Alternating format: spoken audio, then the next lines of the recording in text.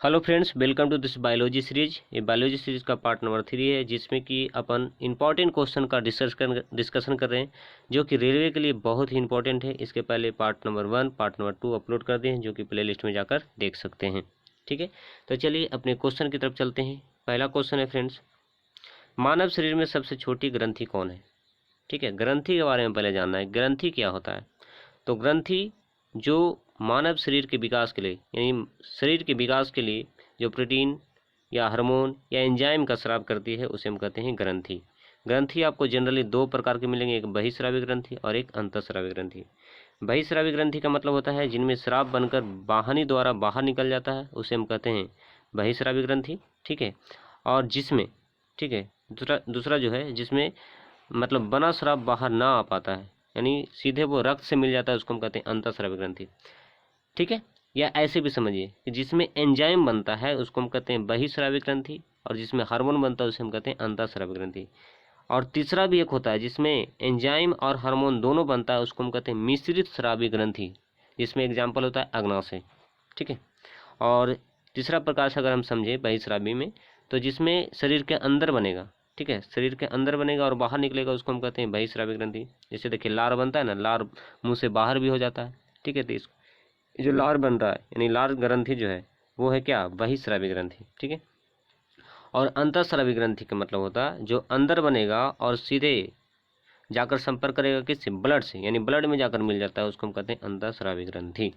ठीक है, समझ गए? तो इसका आंसर क्या होगा? मानव शरीर में सबसे छोटी ग्रंथि होती है पीयूष ग्रंथि। ठीक है, एक क्वेश्चन और भी आता है कि सबसे छोटी अंतःस्रावी ग्रंथि कौन सा है? तो ये भी है पीयूटरी ग्रंथि, पीयूष ग्रंथि। और सबसे बड़ी अंतःस्रावी ग्रंथि कौन है? तो थायराइड ग्रंथि, थायराइड ग्रंथि, याद रखिएगा। ठीक है, चलिए ये देखिए पूरा पूरा ग्लैंड के बारे में, इसको पढ़ लीजिएगा। अगला है, पीडीएफ दे देंगे। ठीक है, अगला है हीमोग्लोबिन के बारे में निम्न कथनों पर विचार कीजिए। यानी हीमोग्लोबिन के बारे में नीचे दिया हुआ रहेगा, उसको हम लोग को समझना है कौन सा सही है कौन सा गलत है। तो पहला ऑप्शन है इनमें लोहा होता है, बिल्कुल सही है, हीमोग्लोबिन में लोहा पाया जाता है। दूसरा है कि यह रक्त में ऑक्सीजन का वाहक करता है, बिल्कुल सही है, ऑक्सीजन का वाहक बिल्कुल करता है। अगला है कि यह रक्त को लाल कर देता है, ये भी सही है। चौथा देखिए, यह कुछ रोगों के प्रति प्रतिरक्षा करता नहीं, ये प्लेटलेट्स का काम है। ठीक है, तो मेरा आंसर हो जाएगा ए, बी और सी, यानी आंसर दूसरा। ठीक है, चलिए अगला, गोनाडोट्रोपिक हार्मोन कहाँ से स्रावित होता है? ठीक है, तो गोनाडोट्रोपिक हार्मोन जो है ये भी पीयूष ग्रंथि से स्रावित होता है। ठीक है, यानी मेरा आंसर हो जाएगा पीयूष ग्रंथि। ठीक, पीयूष ग्रंथि होगा। ओके, और पीयूष ग्रंथि को ये जो गोनाडोट्रोपिक हार्मोन है, इसको हम लोग शॉर्ट में बोलते हैं GTH, गोनाडोट्रोपिक हार्मोन। और ये जो गोनाडोट्रोपिक हार्मोन है ये दो प्रकार के होते हैं, एक होते हैं यहाँ पर FSH जो भी लिख रहे थे, और दूसरा होता है LH। FSH का मतलब होता है फोलिकल स्टिमुलेटिंग हार्मोन, और LH का मतलब होता है ल्यूटिनाइनिंग हार्मोन। ठीक है, तो ये ध्यान रखना है। ओके, अगला चलिए, लार में कौन सा एंजाइम पाया जाता है? लार में टालिन पाया जाता है। ठीक है, और टालिन का काम क्या है? तो टालिन जो है स्टार्च को पाचन करके मल्टोज में चेंज कर देता है, मल्टोज में परिवर्तित कर देता है। ठीक है, यहाँ पर देखिए लार ग्रंथि है जो कि मुंह में लार भेजेगा यहाँ से। ठीक है, और देखिए लार के बारे में अगर हम जाने तो लार में 99% क्या होता है? पानी होता है, और 24 घंटा में 1 से 1.5 लीटर लार बनाता है लार ग्रंथि। ओके, चलिए अगला क्वेश्चन, पसीने का सबसे महत्वपूर्ण कार्य क्या है? तो पसीना का काम है शरीर में ताप का नियंत्रण करना। ठीक है, पसीना का काम है शरीर में ताप का नियंत्रण करना। ओके, अगला देखिए, शीरा किस लक्षण में धमनी से अंतर प्रदर्शित करता है? ठीक है, तो ये देखिए, ये जो वेन है जिसको हम लोग कहते हैं शीरा, और यहाँ पर आर्टरी है जिसको हम लोग कहते हैं धमनी। ठीक है, तो शीरा में जो है कपाट पाया जाता है, कपाट को बोले तो वाल्व उसको बोलते हैं। ठीक है, जो कि इधर से ब्लड जाएगा और ये जो वाल्व है बंद हो जाता है, उसके बाद ब्लड ऊपर जाता है, बंद हो जाता है, जिस ब्लड ऊपर जाता है फिर बंद हो जाता है। ठीक है, ये बंद हो तो ब्लड जाएगा ऊपर, बंद हो जाता है, लेकिन आर्टरी में ऐसा कुछ नहीं होता है, यानी यही एक अंतर है। क्यों होता है वाल्व, क्यों होता है, जो समझिए, देखिए समझाते हैं। इसलिए होता है वाल्व क्योंकि जो आर्टरी है, यानी जिसको हम लोग क्या बोल रहे हैं, धमनी, तो धमनी से ब्लड आता है। ठीक है, यानी जो हमारा हार्ट है, हार्ट से धमनी के द्वारा ही पूरा शरीर में आता है, और पूरे शरीर से हार्ट में जाता है किसके द्वारा? शीरा द्वारा। तो सिरा द्वारा जाता है तो इसका जो प्रेशर होता है वो होता है 80 का, और इसका जो प्रेशर होता है वो होता है 120 का। इसलिए हम लोग का ब्लड प्रेशर जो होता है 120/80 होता है। तो प्रेशर कम होने के कारण इसमें क्या होता है, बल्ब होता है। अगर प्रेशर कम है और बल्ब नहीं रहेगा तो ब्लड ऊपर नहीं जा पाएगा, क्योंकि ब्लड ऊपर जाता है फिर बंद हो जाता है, फिर ऊपर जाता है फिर बंद हो, इसी प्रकार ब्लड कहाँ पर चला जाता है, हार्ट में चला जाता है। ओके, तो इसका आंसर क्या होगा, कपाट की उपस्थिति। अगला देखिए, साइनोकोलामिन। साइनोकोलामिन कौन है, विटामिन B12 है, जिसको हम लोग कहते हैं विटामिन B12।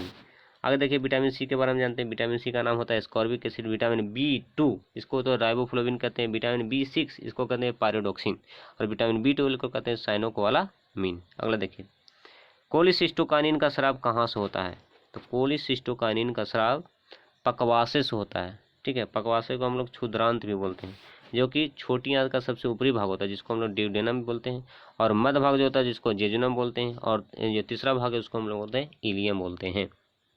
Okay, complete.